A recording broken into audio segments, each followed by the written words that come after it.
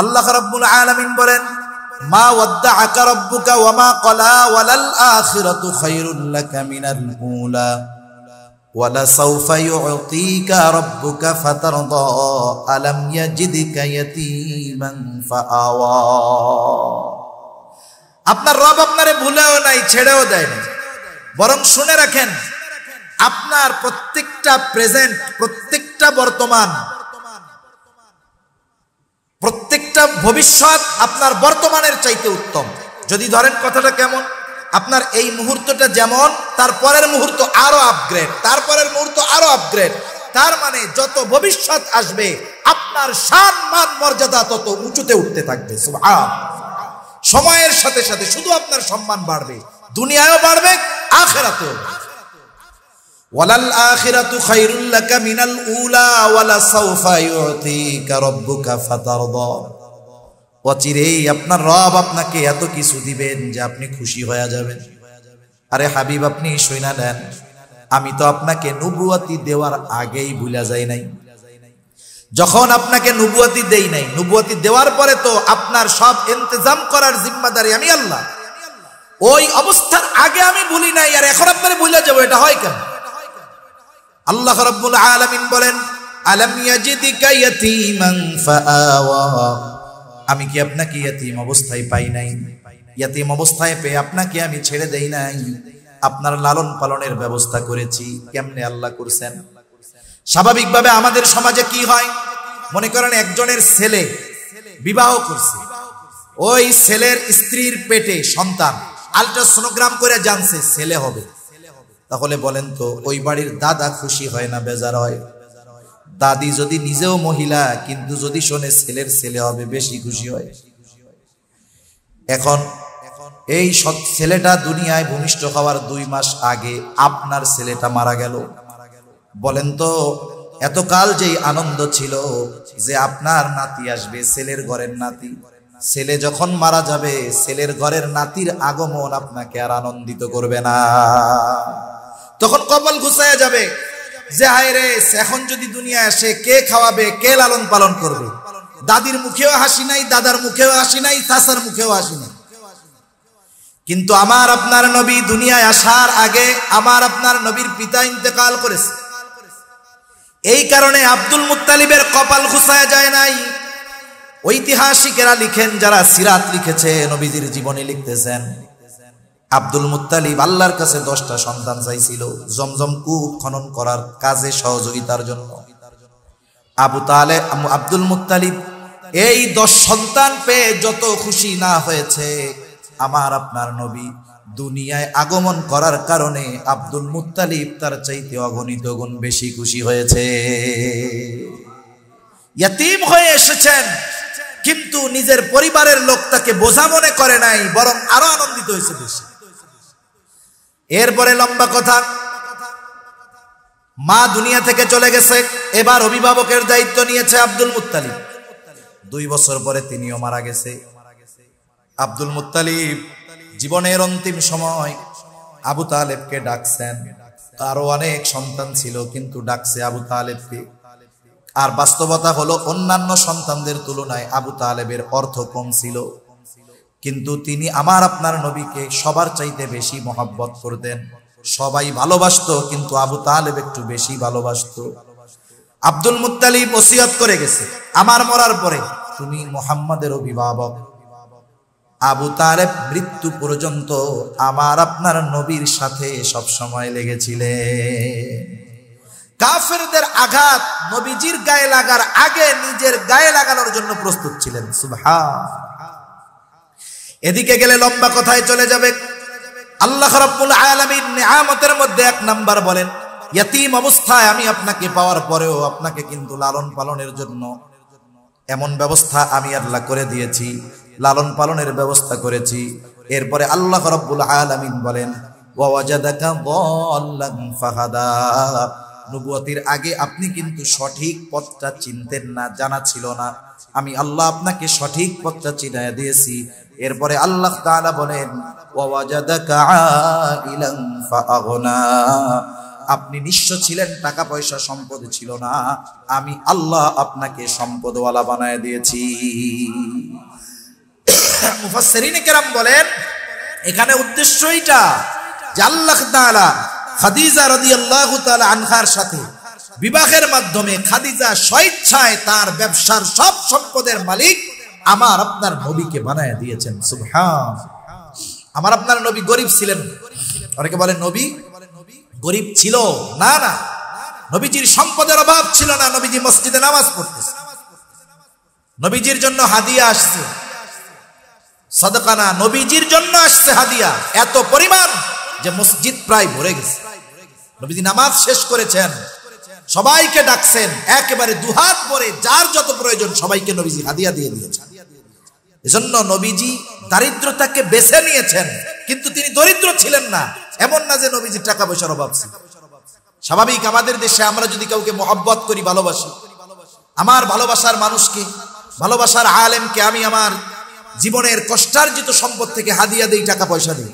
সাহাবায়ে কেরাম কি আমার আপনার চাইতে নবীরে কম ভালোবাসতো নাকি? সর্বোচ্চ ভালো তারা বাসতো, কিন্তু নবীজি ওই অবস্থাটাকে নিজের জন্য পছন্দ করে নিয়েছেন।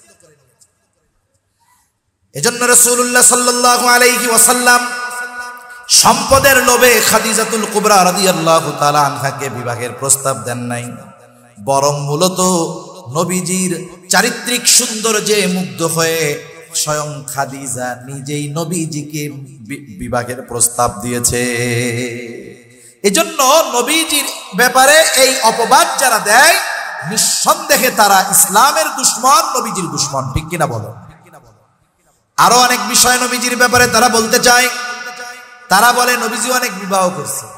আরে বলো, যতগুলো বিবাহ করছে একটা মাত্র কুমারী ছিল, ছোট। আর এছাড়া প্রত্যেকেরই এক বা একাধিক বিবাহ ছিল। নবীজি সাল্লাল্লাহু আলাইহি ওয়াসাল্লাম কোন বিবাহ নিজের ইচ্ছায় করেন নাই, যতক্ষণ না আল্লাহ তাআলার পক্ষ থেকে নির্দেশ এসেছে। নবী নিজে করেন নাই। সাথে সাথে খাদিজা রাদিয়াল্লাহু তাআলা আনহার সাথে প্রায় 24 বছরের সংসার নবীজির। খাদিজার প্রতি নবীজির এত মহব্বত, ভালোবাসা ছিল, নবীজি বলতেন খাদিজা যদি জীবিত থাকতো তাহলে খাদিজার বর্তমানে আমি অন্য কাউকে স্ত্রী হিসাবে গ্রহণ করতাম না। নবীজির যদি জীবনের দিকে খেয়াল করি, নবীজির জীবনটা আগেও স্বর্ণ, নবুয়তির আগেও স্বর্ণ, পরেও স্বর্ণ। শুধুমাত্র তফাৎ কোথায়? নবুয়তির মাধ্যমে আল্লাহ রাব্বুল আলামিন আমার আপনার নবীজির চারিত্রিক মাধুর্যতাকে বিশ্বব্যাপী আল্লাহ তাআলা ছড়ায় দিয়েছে। না হলে নবীজি বলতেছেন নবুয়তির আগেও আল্লাহ তাআলা আমার আপনার নবীজির দ্বারা ওই সমস্ত কাজ সংগঠিত হতে দেন নাই যেই বিষয়গুলো নবীজি নবুয়তির পরে নিষিদ্ধ করেছেন বা নবীর মাধ্যমে নিষিদ্ধ হয়েছে। মদ হারাম হয়েছে নবুয়তির অনেক পরে, কিন্তু ইতিহাসের কেউ বলতে পারবে না, নবীর দুশমনও বলতে পারবে না, নবুয়তির আগে নবীজি কোনোদিন মদ পান তো বহুদূর, মদের পাত্র ধইরা দেখছে। নবীজি কোনোদিন লটারিতে যান নাই, নবীজি কোনোদিন গান বাদ্যের অনুষ্ঠানে যান নাই। নবীজি একবার বলতেছেন আমি তখন ছোট বালক, 10-12 বছর বয়স, মক্কার মধ্যে একটা বিবাহ অনুষ্ঠান হবে এবং ওই বিবাহ অনুষ্ঠানে যাদেরকে দাওয়াত দেওয়া হবে রাতের বেলা খাবার দাবারের পরে গানের আয়োজন হবে। বিবাহ অনুষ্ঠানে গান বাদ্য এটা শুধু জাহেলিয়াতের সময় মক্কার কাফেররাই করতো না, বরং এখনকার সময় দেখা যায় অনেক মুসলমানের বিবাহের মধ্যে গান বাদ্য আছে না না।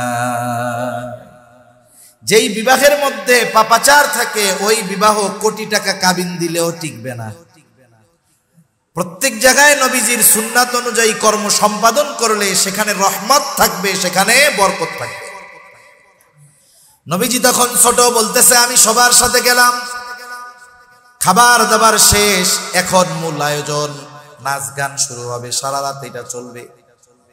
যখন ঘোষণা হলো যে এখন অনুষ্ঠান শুরু হবে, সকলে দৌড় শুরু করে দিয়েছে। ওয়াজ মাহফিলের মধ্যে মানুষদেরকে ডাকতে ডাকতে অবস্থা খারাপ হয়ে যায় যে একটু সামনে আসেন, কিন্তু গানের অনুষ্ঠানে ডাকা লাগে না। হুড়মুড়ি খাইয়া কে আগে গিয়া বসবে সেই চিন্তা করে পড়েছে। আমার ঘুম ভাঙছে, গত রাত কি হয়েছে, কিভাবে অতিবাহিত হয়েছে আমার কোনো খবর না। নবীজি আবার আরেকটা বর্ণনায় বলেন, একবার বাইতুল্লাহর সংস্কার করা হবে। সংস্কার কাজের সময় কাফেররা সিদ্ধান্ত নিল যে আমরা কেউ যেই পোশাক পরে পাপাচারে লিপ্ত হই, অপরাধ করি, গুনাহ করি, এই পোশাক পরে বাইতুল্লাহ সংস্কারের কাজে অংশগ্রহণ করা যাবে না। কি করবা? সকলে মিলে সিদ্ধান্ত নিল আমরা আমাদের পোশাক খুলে ফেলবো, বিবস্ত্র অবস্থায় কাজ করব। হযরত আব্বাস রাদিয়াল্লাহু তাআলা আনহু তখন নবীজিকে বলতেছে, মুহাম্মদ সকলেই পোশাক খুলে ফেলতেছে, তুমিও খুলো। নবীজি যখন বলেন, আমি যখন চিন্তা করতেছি আমার লুঙ্গি খোলা লাগবে, এই চিন্তা করার সাথে সাথে নবীজি অজ্ঞান হয়ে জমিনে পড়ে গেছে। যে কথা বোঝানোর জন্য বলতেছি যে নবুয়তির পরে যেই সমস্ত বিষয় আল্লাহ নিষিদ্ধ করেছেন অথবা নবীর মাধ্যমে করিয়েছেন, এমন কোন কাজ আল্লাহ তাআলা নবুয়তির আগে আমার আপনার নবীজির মাধ্যমে সংগঠিত হতে দেন নাই। নবীজির চারিত্রিক সত্যায়ন নবুয়তির পরে শুধু আল্লাহ তাআলা করেছেন তা নয়, আমার আপনার নবীজির আল আমিন উপাধি যখন তিনি পেয়েছেন তখন বয়স হয়তো 20-এর ঘরে, তখনই মক্কার মানুষ উপাধি দিয়েছে আল আমিন। তখনই মক্কার মানুষ আমার আপনার নবীজিকে উপাধি দিয়েছে as-সাদিক, সত্যবাদী, আমানতদার। শুধু তাই না, মক্কার কাফেররা নবীজিকে হত্যার ব্যাপারে অপচেষ্টা করেছে, কিন্তু কখনো নবীজির চরিত্রের ব্যাপারে অপবাদ দেওয়ার দুঃসাহস করতে পারে না। কাফেররা নবুয়তির পরে নবীজির থেকে মানুষদেরকে ঠেকানোর জন্য নবীর ব্যাপারে কয়েকটা শব্দ বলতো। জাহেলিয়াতের সময়ও হজ হইতো, তখনও মানুষ বাইতুল্লাহ জিয়ারত করার জন্য আসতো। হজের মৌসুমে মক্কায় ঢোকার যেই দরজাগুলো ছিল, রাস্তাগুলো ছিল, কুরাইশ কাফেররা প্রত্যেক জায়গায় প্রতিনিধি দাঁড় করায়া দিত। ওদের কাজ কি? কাজ ছিল যে যারাই আসবে তোমরা ঘোষণা করবা যে আমাদের মক্কায় মুহাম্মদ নামে একজন লোক আছে। কেউরে বলতো যে বলবা যে সে কিন্তু পাগল, তার কাছে তোমরা কেউ যাবা না। আর এক রাস্তায় দাঁড়ায় আর একজন ঘোষণা করতো, শোনো মক্কায় মুহাম্মদ নামে একজন লোক আছে, সে কিন্তু জাদুকর, তার কাছে যাবা না। আর এক জায়গায় আর এক লোক দাঁড়ায় বলতো, শোনো আমাদের এলাকায় একজন লোক আছে, নাম হলো তার মুহাম্মদ, সে কিন্তু কবি, তার কাছে যাবা না। আর এক রাস্তায় দাঁড়ায় আর একজন বলতো, শোনো আমাদের এলাকায় একজন লোক আছে, তার নাম মুহাম্মদ, সে কিন্তু পাগল, তার কাছে কেউ যাবা না। একটু চিন্তা করে দেখেন, এই মানুষগুলো কেউ আমার আপনার নবীজির নামটা পর্যন্ত জানতো না। কাফেররা আমার আপনার নবীজির ব্যাপারে এই কথাগুলো যখন মানুষের কাছে বলতো, মানুষের বিষয় হলো আল ইনসানুন হারিসুন আলা মা মুনিআ, মানুষকে যেটা নিষেধ করা হয় সেটার প্রতি মানুষের আগ্রহ বেশি জাগ্রত হয়। ওরা চিন্তা করে হস্ত একদিনের কাম, তাহলে একটু জাদুকরের জাদু দেখে আসি। এবার খুঁজতো কোথায় সেই মুহাম্মদ জাদুকর। এইবার আমার আপনার নবীর কাছে যাইতো। আসলে কি নবী জাদু জানে নাকি? নবী তো জাদু জানে না। নবীর কাছে যে যায় নবী শুধু তাকে কোরআন শোনায় দেয়। এইবার যাইতো জাদু দেখার জন্য, যখন যার কাছে ওহী নাজিল হচ্ছে তার পবিত্র জবানে যখন কোরআনুল কারীমের তিলাওয়াত শুনতো, হায় রে, কোরআনের প্রভাব তো জাদুর প্রভাবের চাইতে অগণিত গুণ বেশি। এইবার জাদু দেখতে গিয়া কোরআনের তিলাওয়াত শুনে অনেকের অন্তরে হেদায়েতের বাতি প্রজ্বলিত হয়ে যাইত। যারে কেউ চিনত না তাকে কাফেররা চিনায়া দিছে। অনেকে সাহিত্য মনা ছিল, কবিতা শোনার জন্য যাইত, দেখি কেমন কবিতা বলে। কবিদের সাহিত্যের যেই ভাষার অলংকার, ভাষা শৈলী, বর্ণনা শৈলী, শব্দ শৈলী, বাক্য শৈলী, এই সাহিত্যের যেই ভাষার সৌন্দর্য তার চাইতে অগণিত গুণ বেশি সৌন্দর্য কোরআনুল কারীমের বর্ণনা শৈলী। এত অন্তমিল, ছন্দমিল, যেটা হৃদয়কে স্পর্শ করে। কেমন যেন যখন আমরা তাসবিহ পাঠ করি, একটা একটা করে টান দিই না, আস্তে আস্তে সুন্দর বাজে। কোরআনের প্রত্যেকটা শব্দের মধ্যে ওই রকম অন্তমিল, ছন্দমিল আছে। এজন্যই আপনি সূরা ফাতিহা প্রত্যেক নামাজে পড়ার পরেও, শোনার পরেও কখনো অতৃপ্ত আপনি হন না, বরং মন চায় আরো যদি কেউ শোনায় তাইলে আরো ভালো লাগে। যখন কাফেররা কবিতা শোনার জন্য যাইতো, নবীজির জবানে যখন কোরআনের তিলাওয়াত শুনতো, চিন্তা করতো, আহারে, কবির কবিতা তো এর সামনে কোনো কিছুই না। অনেকের অন্তরে হেদায়েতের বাতি জ্বলে যাইতো। এইভাবে কাফেররা নবীজির থেকে মানুষদেরকে ঠেকানোর জন্য এই চারটা শব্দ ব্যবহার করত। বলতো জাদুকর, বলতো পাগল, বলতো কবি, বলতো গণক। আর আমার আপনার নবীর কাছে যখন মানুষ এই বিষয়গুলো দেখার জন্য যাইতো, কোরআন শুনে হেদায়াত পাওয়া যাইতো। শুধু তাই না, নবীজির চারিত্রিক সৌন্দর্যের সাক্ষ্য কাফেররা নিজেরাই দিয়েছে। আমার আপনার নবী যখন নবুয়তির পরে 3 বছর গোপনে দাওয়াত দিয়েছেন, 3 বছর, আল্লাহ তাআলা এবার নির্দেশ দিলেন ওয়া আনদির আশিরাতাকাল আকরাবিন। এখন আর গোপনে দাওয়াত চলবে না, এবার আপনি প্রকাশ্যে দাওয়াত দেওয়া শুরু করেন। নবীজি প্রকাশ্যে দাওয়াত দিবেন, আত্মীয় স্বজন, বন্ধু বান্ধব, আশেপাশের সবাইকে একসাথে দাওয়াত দিতে হবে। কেমনে দাওয়াত দিবে? এখন তো আপনার যদি সব বন্ধুর কাছে আপনার কোনো কথা পৌঁছাইতে মন চায়, ফেসবুকে একটা স্ট্যাটাস দিলে হয়ে গেল, অথবা মেসেজ দিলেন, মোবাইল করলেন, হয়ে গেল। নবীজি চিন্তা করলেন কি করা যায়। নবীজি উঠে গেলেন সাফা পাহাড়ের উপরে। আরেক বর্ণনায় আসছে আবু কুবাইস পাহাড়ের উপরে উঠছেন, কিন্তু বাস্তবতা হলো সাফা পাহাড় আবু কুবাইস পাহাড়ের একটা অংশ। এজন্য দুইটা বর্ণনার মধ্যে কোনো দ্বন্দ্ব নাই, একই কথা। আমারে যদি কেউ ফোন দেয়, থানা কি এটা, কর্ণফুলি না? আমাকে যদি কেউ ফোন দেয়, আমি যদি বলি ঢাকা থেকে ফোন দিছে, আছেন কই? চট্টগ্রাম আছে। আমার যদি কেউ ফোন দেয়, আমি বলি যে এখন কর্ণফুলি আছে। এখন দুইজন যদি কয় উনি 2 রকমের কথা বললো কেন, আসলে কি 2 রকমের কথা হয়েছে নাকি? হয় নাই। নবীজি সাফা পাহাড় তথা আবু কুবাইস পাহাড়ের উপরে দাঁড়ায় গেলেন।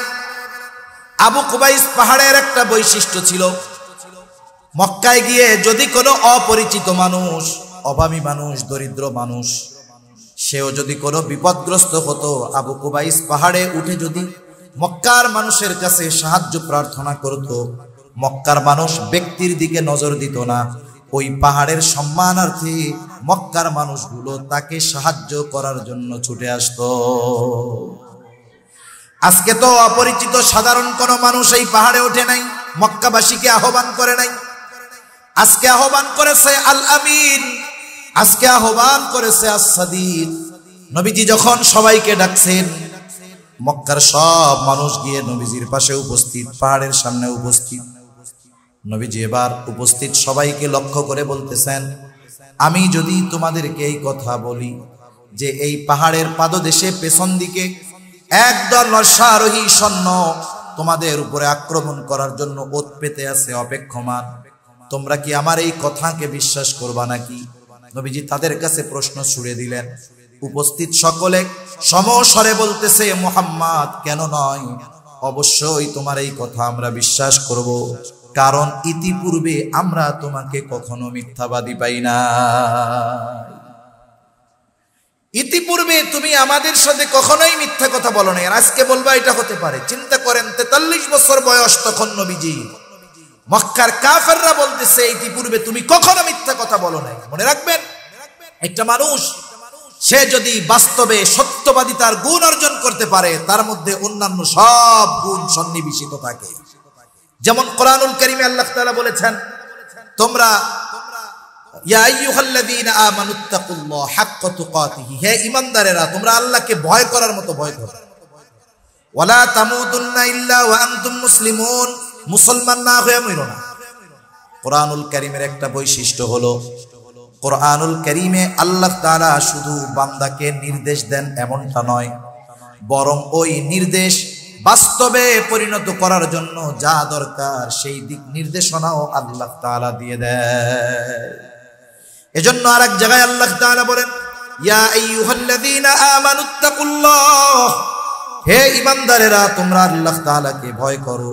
আপনি যদি এখন প্রশ্ন করেন, আল্লাহ কেমনে ভয় করব, আপনাকে ভয় করা কিভাবে শিখব, আল্লাহ তাআলা তাকওয়া অর্জনের যত মাধ্যমগুলো বর্ণনা করেন, এর মধ্যে প্রথমেই অন্যতম একটি মাধ্যম হিসাবে আল্লাহ তাআলা বলেন, ইয়া আইয়ুহাল্লাযীনা আমানুত্তাকুল্লাহ ওয়া কুনু মা'আস সাদিকিন, তোমরা সত্যবাদীদের সঙ্গ লাভ করো, সত্যবাদীদের সঙ্গী হয়ে যাও।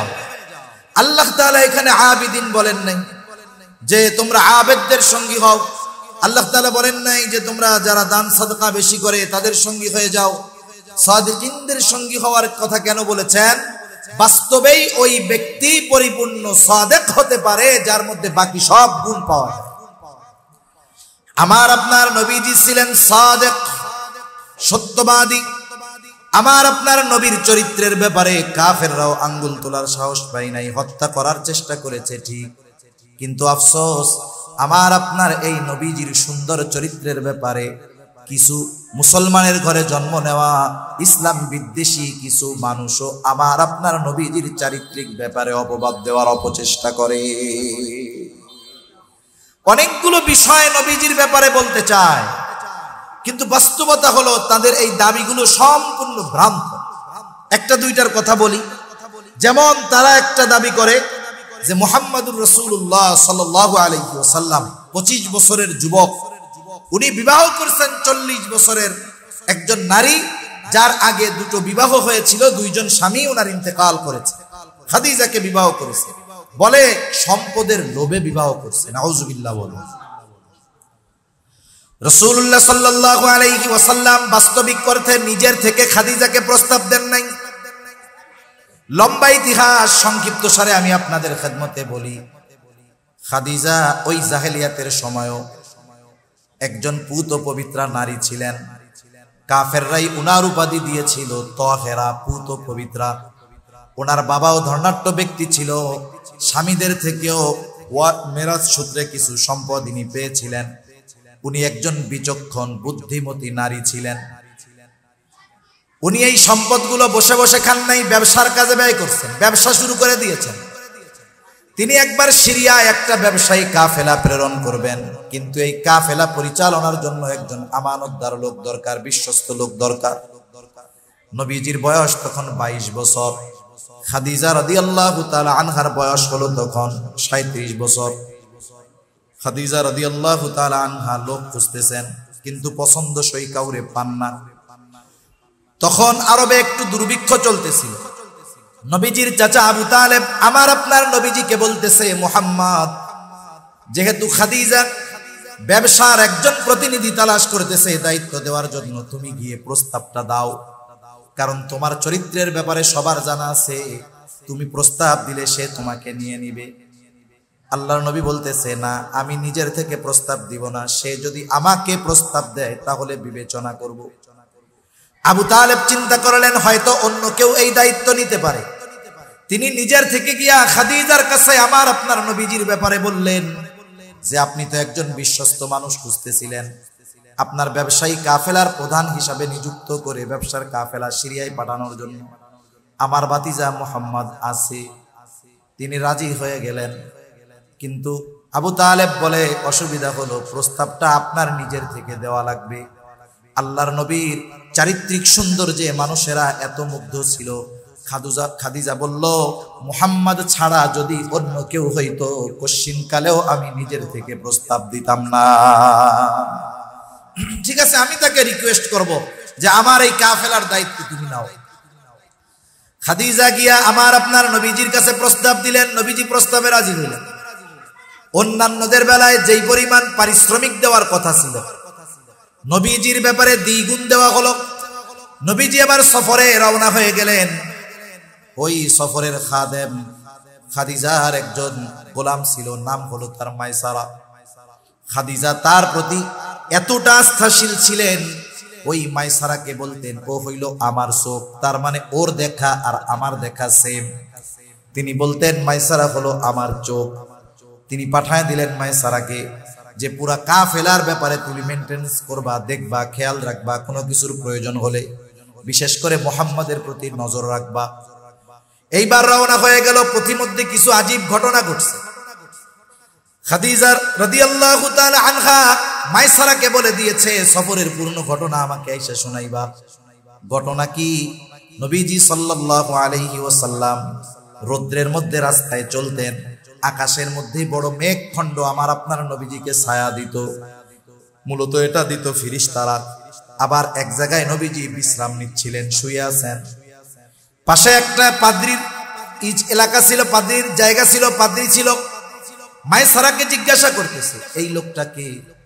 বলে, এর নাম কি? বলে, নাম মুহাম্মদ। বাড়ি কোথায়? মক্কায়। কোন বংশের লোক? বলে, কুরাইশ বংশের লোক। এইবার ওই পাদ্রী বলতেছে এই ব্যক্তি ভবিষ্যতে নবী হবে। এরকম অদ্ভুত অদ্ভুত বিষয় সে অবলোকন করেছে। একদিন এক জায়গায় নবীজি শুয়ে আছেন, গাছের ছায়ায় নবীজি শুয়ে আছেন। সূর্যের আলো যখন সরবে ছায়াও সরে যাবে, এটা স্বাভাবিক বিষয়। কিন্তু দেখা গেল সূর্য সরে যায় কিন্তু গাছের ছায়া সরে না। নবীজিকে গাছ বাঁকা হয়ে ছায়া দিচ্ছে। এই দৃশ্যগুলো মায়সারা সচক্ষে দেখলো। সফর শেষ হলো।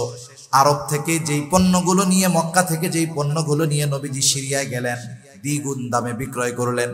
আবার মক্কার মানুষের যেই জিনিসগুলোর চাহিদা, ওইটা তিনি নিয়ে আসলেন সিরিয়া থেকে। আবার মক্কা এলেন, এগুলো বহুগুণ লাভে বিক্রয় হলো। নবীজি সাল্লাল্লাহু আলাইহি ওয়াসাল্লামের ব্যবসায়িক সফর শেষ। এইবার খাদিজা মায়সারার কাছে জিজ্ঞাসা করতেছে। মায়সারা এসব ঘটনাগুলো খাদিজাকে বর্ণনা করলো, বলল একজনের চরিত্রতে আকৃষ্ট হয়ে খাদিজা রাদিয়াল্লাহু তাআলা আনহা চিন্তা করেছিলেন আর বিবাহ তিনি করবেন না, কিন্তু আল্লাহর নবীর চরিত্রে তিনি সন্তুষ্ট হয়ে গেছেন, আকৃষ্ট হয়ে গেছেন। এইবার নবীজির প্রশংসা করেন বান্ধবীদের মহলে। এখন যদি বান্ধবীদের সাথে একটা মেয়ে যদি আর একটা ছেলের কথা বারবার বলে, স্বাভাবিক কি চিন্তা করবে যে হ্যাঁ তাহলে তার প্রতি তোমার একটা সফট কর্নার, দুর্বলতা তৈরি হয়েছে মনে হয়। খাদিজার একজন বান্ধবী বলতেছে তুমি এত মুহাম্মাদের প্রশংসা করো কেন, পছন্দ হয় নাকি? তাহলে বিবাহের প্রস্তাব দিয়ে দাও। খাদিজা একজন বুদ্ধিমতী মহিলা, তিনি বলেন আমি যদি প্রস্তাব দেই হয়তো মুহাম্মদ আমার প্রস্তাব মেনে নিবে না, কারণ সে একজন সুদর্শন, যোগ্য, সচ্চরিত্রবান পুরুষ। আর আমি প্রস্তাব দেওয়ার পরে সে যদি আমার প্রস্তাব ফিরিয়ে দেয় আমি লজ্জা পাবো। এবার বান্ধবী বলে প্রস্তাবটা আমি দেই। খাদিজা বলে তুমি আলোচনা করতে পারো কিন্তু আমাকে এর সাথে জড়াবা না। এইবার ওই মেয়েটা গিয়া আমার আপনার নবীজিকে বলে মুহাম্মদ বয়স তো হয়ে গেছে, বিবাহ শাদী কি করবা না? নবীজি বলেন বিবাহ করব, টাকা পয়সা নাই, কোত্থেকে করব? এবার ওই মেয়েটা বলে কেউ যদি তোমার সব খরচ বহনে রাজি হয়ে যায় তুমি কি রাজি আছো নাকি? নবীজি বললেন তাহলে আমার চাচার সাথে কথা বলো। এবার আবু তালেবের সাথে কথা হলো। লম্বা ঘটনা। আবু তালেবের উপস্থিতিতে তার খুতবায় নবীজির বিবাহ সম্পাদন হলো। আবু তালেব তার খুতবার মধ্যেই কথা বলেছিল যে মুহাম্মদ তাকে আপনারা সকলেই চিনেন, তার চরিত্র এত সুন্দর, তার আখলাক এত ভালো, পৃথিবীর যাকেই তার সামনে এনে দেওয়া হোক না কেন সেটা মুহাম্মাদের চরিত্রের চাইতে তার চরিত্র কখনোই সুন্দর হবে না। বিবাহ সম্পাদন হয়ে গেছে। এতদিনের সম্পর্ক ছিল এক, বিবাহ হয়ে গেছে, সম্পর্ক হয়েছে আর। বিবাহের রজনীতে নবীজির বয়স 25, খাদিজার বয়স 40। খাদিজা রাদিয়াল্লাহু তাআলা আনহা আমার আপনার নবীজিকে ওই রজনীতে বলতেছে মুহাম্মদ আজকে থেকে আমি হলাম আপনার অধীনস্থ, সুতরাং শুনে নেন আমার যত সম্পদ আছে আমি আমার সব সম্পদের মালিকানা আপনাকে দিয়ে দিলাম। আপনি এই সম্পদ যেভাবে খুশি সেভাবে ব্যয় করবেন। সুবহানাল্লাহ। পবিত্র কোরআনুল কারীমে একটা প্রসিদ্ধ সূরা, সূরার নাম হলো সূরাতুদ দুহা। সূরার নাম সূরাতুদ দুহা। কিছুদিন নবীজির কাছে ওহী আসা বন্ধ ছিল, যে কোনো কারণে আসে নাই, অসুস্থ ছিলেন, হয়তো তাহাজ্জুদে উঠতে পারেন নাই। মক্কার কাফেররা তো ওত পেতে থাকতো নবীজিকে কথার মাধ্যমে কেমনে কষ্ট দেওয়া যায়। এক দুষ্ট মহিলা নবীজিকে বলতেছে নবীজির ব্যাপারে যে মুহাম্মাদের কাছে মুহাম্মাদের শয়তানটা আর আসে না, নাউজুবিল্লাহ। তার মানে জিবরাইল আলাইহিস সালামের কথা বলতেছে, এটা আর আসে না। মুহাম্মাদের আল্লাহ মুহাম্মাদকে ভুলে গেছে। এই কথাগুলো যখন বলছে অন্তরে একটু কষ্ট লাগছে না? আল্লাহ তাআলা এটাকে কেন্দ্র করে সূরা দুহা নাযিল করেছেন। এই সূরা দুহার মধ্যে আল্লাহ তাআলা আমার আপনার নবীজিকে প্রদত্ত নবুয়াতির আগের 3টা নেয়ামতের কথা বলছেন, গুরুত্বপূর্ণ 3টা নেয়ামত, যেগুলো নবুয়াতির আগেই আল্লাহ তাআলা আমার আপনার নবীকে দিয়েছেন। আল্লাহ রাব্বুল আলামিন বলেন মা ওয়াদ্দাআকা রাব্বুকা ওয়া মা ক্বালা ওয়ালাল আখিরাতু খায়রুল লাকা মিনাল উলা ওয়ালা সাওফা ইউতিকা রাব্বুকা ফাতারদা আলাম ইয়াজিদকা ইয়াতীমান ফাআওয়া। আপনার রব আপনারে ভুলেও নাই, ছেড়েও দেয় না, বরং শুনে রাখেন আপনার প্রত্যেকটা প্রেজেন্ট, প্রত্যেকটা বর্তমান, প্রত্যেকটা ভবিষ্যৎ আপনার বর্তমানের চাইতে উত্তম। যদি ধরেন কথাটা কেমন, আপনার এই মুহূর্তটা যেমন তার পরের মুহূর্ত আরো আপগ্রেড, তারপরের মুহূর্ত আরো আপগ্রেড। তার মানে যত ভবিষ্যৎ আসবে আপনার শান মান মর্যাদা তত উঁচুতে উঠতে থাকবে। সুবহান। সময়ের সাথে সাথে শুধু আপনার সম্মান বাড়বে, দুনিয়ায়ও বাড়বে, আখিরাতেও। ওয়ালাল আখিরাতু খায়রুল লাকা মিনাল উলা ওয়ালা সাওফা ইউতিকা রাব্বুকা ফাতারদা। অচিরেই আপনার রব আপনাকে এত কিছু দিবেন যে আপনি খুশি হয়ে যাবেন। আরে হাবিব, আপনি শুইনা নেন, আমি তো আপনাকে নবুয়তি দেওয়ার আগেই ভুলা যাই নাই। যখন আপনাকে নবুয়তি দেই নাই, নবুয়তি দেওয়ার পরে তো আপনার সব ইন্তজাম করার জিম্মাদারি আমি আল্লাহ। ওই অবস্থার আগে আমি ভুলি নাই, আর এখন আপনারে ভুলা যাব, এটা হয় কেন? আল্লাহ রাব্বুল আলামিন বলেন, আলাম ইয়াজিদিকা ইয়াতীমান ফাআওয়া। আমি কি আপনাকে ইয়াতীম অবস্থায় পাই নাই? ইয়াতীম অবস্থায় পেয়ে আপনাকে আমি ছেড়ে দেই নাই, আপনার লালন পালনের ব্যবস্থা করেছি। কেমনে আল্লাহ করছেন? স্বাভাবিকভাবে আমাদের সমাজে কি হয়, মনে করেন একজনের ছেলে বিবাহ করছে, ওই ছেলের স্ত্রীর পেটে সন্তান, আল্ট্রাসোনোগ্রাম করে জানছে ছেলে হবে। তাহলে বলেন তো ওই বাড়ির দাদা খুশি হয় না বেজার হয়? দাদি যদি নিজেও মহিলা কিন্তু যদি শোনে ছেলের ছেলে হবে বেশি খুশি হয়। এখন এই ছেলেটা দুনিয়ায় ভূমিষ্ঠ হওয়ার 2 মাস আগে আপনার ছেলেটা মারা গেল। বলেন তো এতকাল যেই আনন্দ ছিল যে আপনার নাতি আসবে, ছেলের ঘরের নাতি, ছেলে যখন মারা যাবে ছেলের ঘরের নাতির আগমন আপনাকে আর আনন্দিত করবে না। তখন কপাল ঘুচায়া যাবে যে হায় রে, এখন যদি দুনিয়ায় আসে কে খাওয়াবে, কে লালন পালন করবে? দাদির মুখেও হাসি নাই, দাদার মুখেও হাসি নাই, চাচার মুখেও হাসি নাই। কিন্তু আমার আপনার নবী দুনিয়ায় আসার আগে আমার আপনার নবীর পিতা ইন্তেকাল করেছে। এই কারণে আব্দুল মুত্তালিবের কপাল ঘুচায়া যায় নাই।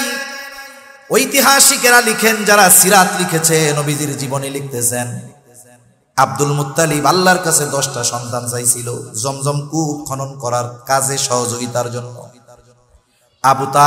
আব্দুল মুত্তালিব এই 10 সন্তান পেয়ে যত খুশি না হয়েছে, আমার আপনার নবী দুনিয়ায় আগমন করার কারণে আব্দুল মুত্তালিব তার চাইতে অগণিত গুণ বেশি খুশি হয়েছে।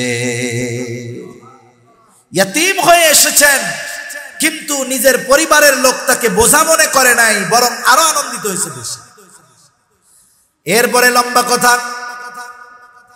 মা দুনিয়া থেকে চলে গেছে, এবার অভিভাবকের দায়িত্ব নিয়েছে আব্দুল মুত্তালিব।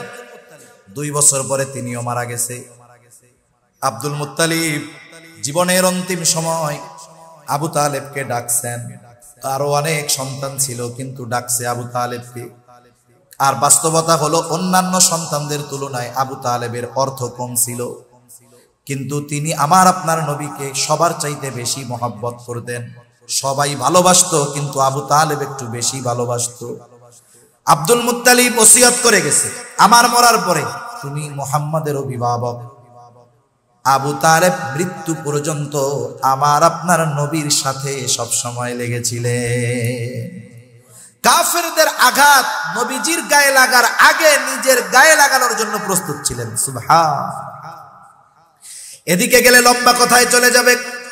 আল্লাহ রাব্বুল আলামিন নিয়ামতের মধ্যে 1 নাম্বার বলেন, ইয়াতীম অবস্থায় আমি আপনাকে পাওয়ার পরেও আপনাকে কিন্তু লালন পালনের জন্য এমন ব্যবস্থা আমি আল্লাহ করে দিয়েছি, লালন পালনের ব্যবস্থা করেছি। এরপরে আল্লাহ রাব্বুল আলামিন বলেন, ওয়া ওয়াজাদাকা দাল্লান ফাহাদা।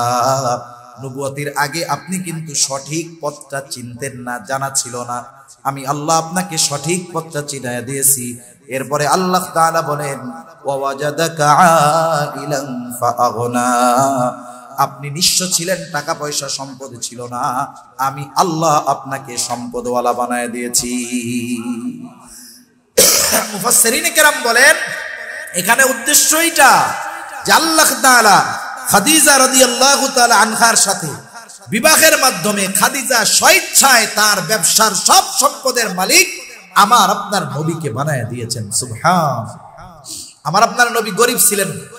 অনেকে বলেন নবী গরিব ছিল, না না, নবীজির সম্পদের অভাব ছিল না। নবীজি মসজিদে নামাজ পড়তেছে, নবীজির জন্য হাদিয়া আসছে, সাদাকা না, নবীজির জন্য আসছে হাদিয়া এত পরিমাণ যে মসজিদ প্রায় ভরে গেছে। নবীজি নামাজ শেষ করেছেন, সবাইকে ডাকছেন, একেবারে দুহাত ভরে যার যত প্রয়োজন সবাইকে নবীজি হাদিয়া দিয়ে দিয়েছেন। এজন্য নবীজি দারিদ্রতাকে বেছে নিয়েছেন, কিন্তু তিনি দরিদ্র ছিলেন না। এমন না যে নবীজি টাকা পয়সার অভাব ছিল। স্বাভাবিক আমাদের দেশে আমরা যদি কাউকে মহব্বত করি, ভালোবাসি, আমার ভালোবাসার মানুষকে, ভালোবাসার আলেমকে আমি আমার জীবনের কষ্টার্জিত সম্পদ থেকে হাদিয়া দেই, টাকা পয়সা দিই। সাহাবায়ে কেরাম কি আমার আপনার চাইতে নবীরে কম ভালোবাসতো নাকি? সর্বোচ্চ ভালো তারা বাসত, কিন্তু নবীজি ওই অবস্থাটাকে নিজের জন্য পছন্দ করে নিয়েছে। এজন্য রাসূলুল্লাহ সাল্লাল্লাহু আলাইহি ওয়াসাল্লাম সম্পদের লোভে খাদিজাতুল কুবরা রাদিয়াল্লাহু তাআলা আনহাকে বিবাহের প্রস্তাব দেন নাই, বরং মূলত নবীজির চারিত্রিক সৌন্দর্যে মুগ্ধ হয়ে স্বয়ং খাদিজা নিজেই নবীজিকে বিবাহের প্রস্তাব দিয়েছে। এজন্য নবীজির ব্যাপারে এই অপবাদ যারা দেয়, নিঃসন্দেহে তারা ইসলামের দুশমন, নবীজির দুশমন। ঠিক কিনা বলো? আরো অনেক বিষয় নবীজির ব্যাপারে তারা বলতে চায়। তারা বলে নবীজি অনেক বিবাহ করছে। আরে বলো, যতগুলো বিবাহ করছে একটা মাত্র কুমারী ছিল, ছোট। আর এছাড়া প্রত্যেকেরই এক বা একাধিক বিবাহ ছিল। নবীজি সাল্লাল্লাহু আলাইহি ওয়াসাল্লাম কোন বিবাহ নিজের ইচ্ছায় করেন নাই, যতক্ষণ না আল্লাহ তাআলার পক্ষ থেকে নির্দেশ এসেছে। নবী নিজে করেন নাই। সাথে সাথে খাদিজা রাদিয়াল্লাহু তাআলা আনহার সাথে প্রায় 24 বছরের সংসার নবীজির। খাদিজার প্রতি নবীজির এত মহব্বত, ভালোবাসা ছিল, নবীজি বলতেন খাদিজা যদি জীবিত থাকতো তাহলে খাদিজার বর্তমানে আমি অন্য কাউকে স্ত্রী হিসাবে গ্রহণ করতাম না। সাথে সাথে আবার দেখেন তারা এই অপবাদ দেয়, আবার আরেকটা বিষয় নিয়ে বলে মুহাম্মদ নিজের ছেলের বউরে বিবাহ করছে। নাউজুবিল্লাহ। আরব সমাজে তখন একটা কুপ্রথা ছিল, নিজের ঔরসজাত সন্তান আর পালক পুত্রকে এক মনে করা হতো। পালক পুত্র আর নিজের পুত্র এটা এক না এদের, কিন্তু ওরা মনে করতো দুইটাই এক। এজন্য নিজের সন্তানকে যেমন সম্পদের ওয়ারিশ বানাইতো, তারেও বানাইতো, কিন্তু এটা ইসলামী শরীয়তে নিষেধ। আরবে এই বিষয়টা দীর্ঘকাল চলে আসতেছে। হযরত যায়েদ রাদিয়াল্লাহু তাআলা আনহুর সাথে নবীজির ফুফাতো বোন জায়নাব বিনতে জাহাশের বিবাহ হয়েছে। দুজনের মধ্যে বনাবনি হয় না, নবীজি অনেক চেষ্টা করছেন, কিন্তু এক সময় ছাড়াছাড়ি হয়ে গেছে।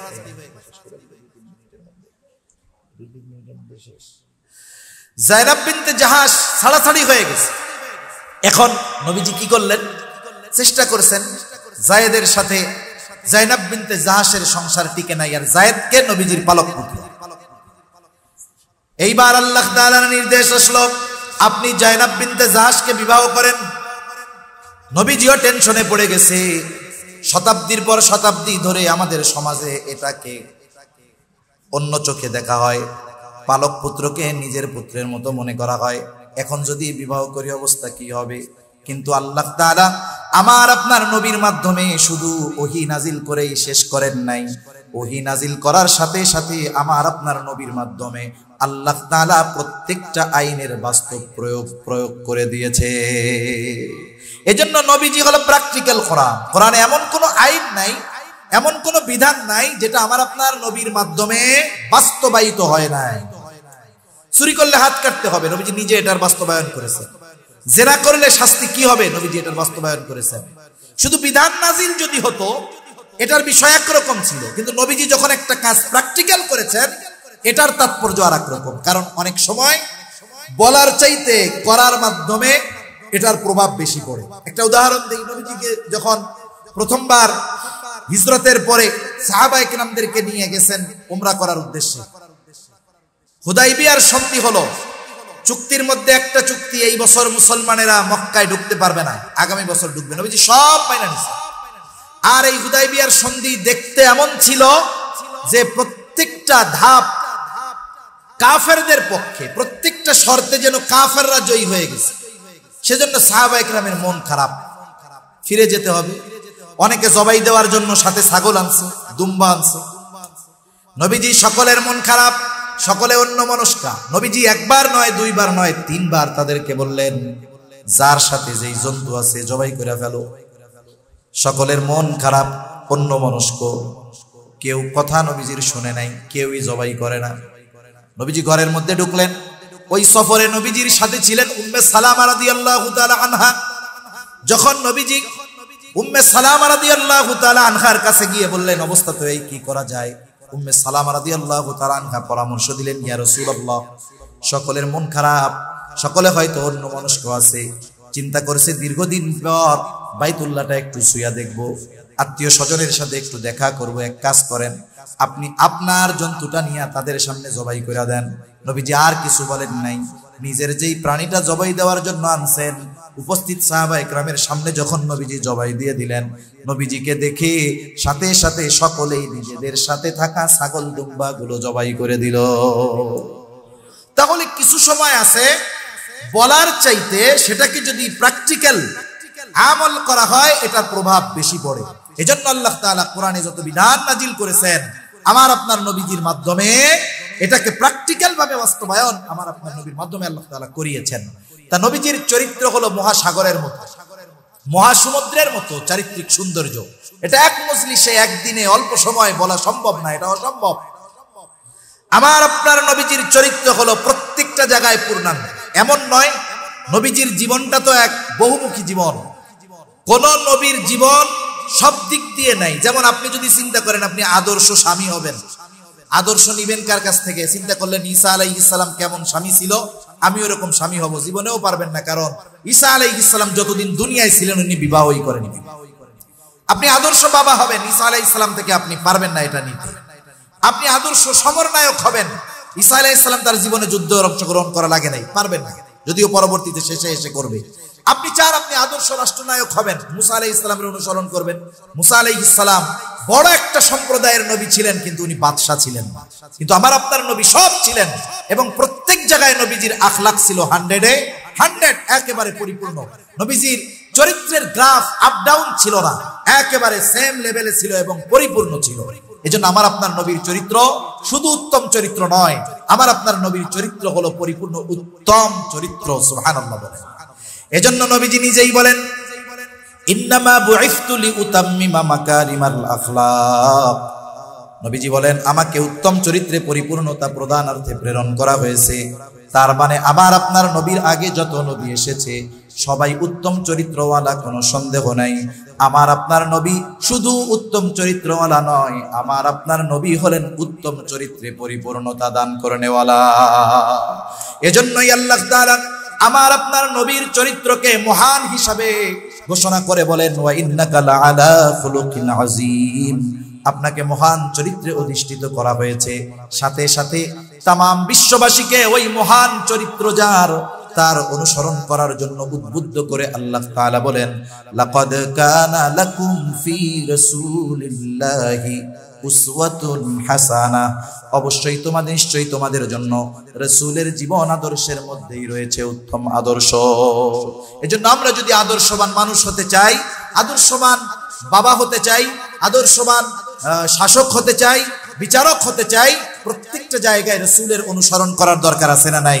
আমি যদি রাসূলের প্র্যাকটিক্যাল বিষয়গুলো নিজের জীবনের সাথে ফিট করতে পারি, তাহলে আমরা এমনিতেই তো রাসূলকে ভালোবাসি, তাহলে ওই ভালোবাসা আরো পূর্ণতা লাভ করবে ইনশাআল্লাহ। এজন্য কি করব? রবিউল আউয়াল মাস, নবীজির শানে বেশি বেশি গুরুত্ব পাঠ করব, সাথে সাথে নবীজির সিরাত অধ্যয়ন করব, নবীজির জীবনী অধ্যয়ন করব, আমাদের সন্তানদের করাবো, পরিবারের মধ্যে নবীজির সিরাত জীবনী নিয়ে বেশি বেশি আলোচনা করব। আল্লাহ সুবহানাহু ওয়া তাআলা আমাদের সকলকে কথাগুলো বুঝবার তৌফিক দান করেন, আমিন। ওয়া আখিরু দাওয়ানা আলহামদুলিল্লাহি রাব্বিল আলামিন। আসসালামু আলাইকুম ওয়া রাহমাতুল্লাহি ওয়া বারাকাতুহু।